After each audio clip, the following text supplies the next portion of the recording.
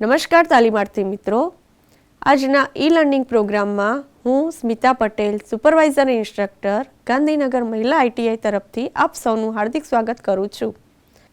આજના e learning પ્રોગ્રામમાં computer અંતર્ગત practical installation of MySQL practical વિશે આપ સૌને હું તાલીમસહ માર્ગદર્શન આપીશ. આપણા કમ્પ્યુટરમાં MySQLનું ઇન્સ્ટોલેશન કેવી રીતે કરવું એ સ્ટેપ બાય સ્ટેપ કમ્પ્યુટરમાં હું તમને કરીને બતાવીશ. MySQL ડેટાબેઝ બનાવવા માટે આપણા કમ્પ્યુટરમાં ઇન્સ્ટોલ કરેલું હોવું જરૂરી છે.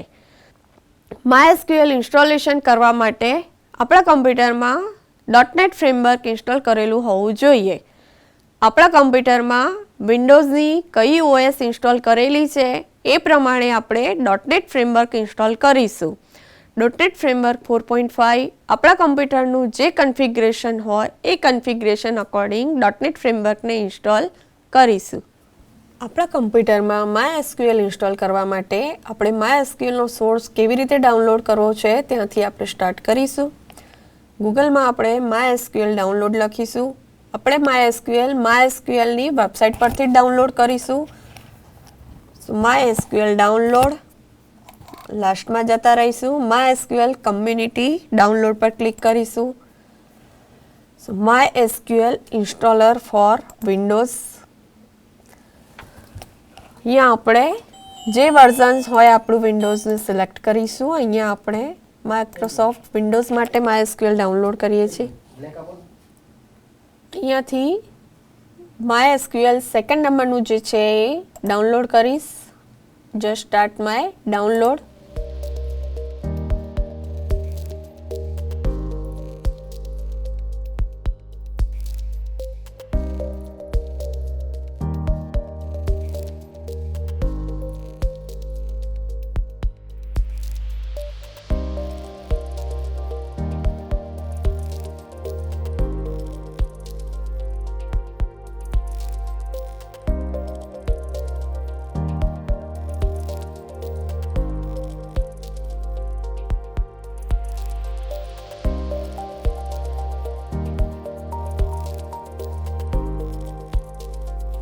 અહીંયા આપણે અલાઉ આપીશું, યસ. અહીંયા આપણું MySQL ઇન્સ્ટોલ થાય છે.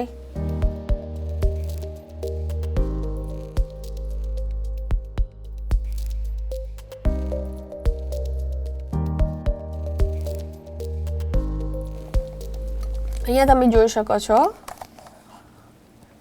ઓપ્શન્સ છે, server only, client only, full કે custom.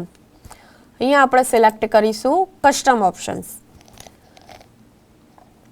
Than after next select MySQL version, MySQL server 8.0.35 select કરીશું અહીંયા આપણે. And add this side. Now next. Now execute.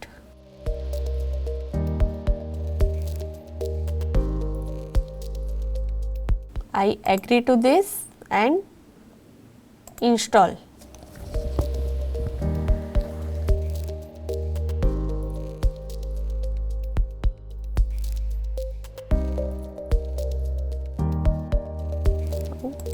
Next,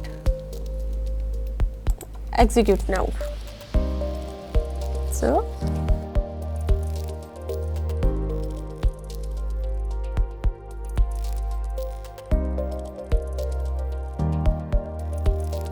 અહીંયા જોઈ શકીએ છીએ આપણે સ્ટેટસમાં completed, installation is completed. Next. Now ready to configure it. Next. જે અહીંયા ડિફોલ્ટ ઓપ્શન્સ છે સિલેક્ટેડ રાખવાના છે. અહીંયા કોઈ ચેન્જીસ આપણે કરવાના નથી. નેક્સ્ટ. જે સિલેક્ટેડ ઓપ્શન્સ છે એઝ ઇટ ઇઝ રાખવાના છે. નેક્સ્ટ. અહીંયા પાસવર્ડ આપણે આપવાનો રહેશે. પાસવર્ડમાં તમને જે પાસવર્ડ યાદ રહે એવો કોઈ પાસવર્ડ આપી દેવાનો તમારે. અહીંયા હું મારો પાસવર્ડ આપું છું.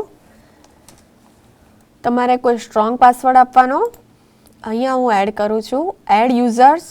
એડ યુઝર્સમાંથી યુઝર્સ એડ કરીશ. યુઝર નેમ યુઝર નેમમાં આપણે કોઈ પણ નેમ આપી શકીએ છીએ. અહીંયા હું આપીશ કોપા. હોસ્ટમાં સિલેક્ટ કરીશ localhost. DB by default DB admin જ રાખવાનું છે. આપણે જે અગાઉ પાસવર્ડ આપેલો છે એ પાસવર્ડ અહીંયા લખવાનો રહેશે. નાઉ ઓકે એન્ડ નેક્સ્ટ. અહીંયા જે ડિફોલ્ટ સિલેક્ટેડ છે MySQL 8 સિલેક્ટેડ રાખવાના છે. આપણે કસ્ટમ યુઝર કરવાનું નથી. સ્ટાન્ડર્ડ અકાઉન્ટ માટે જ આપણે ઇન્સ્ટોલેશન કરીએ છીએ. Next next and execute now.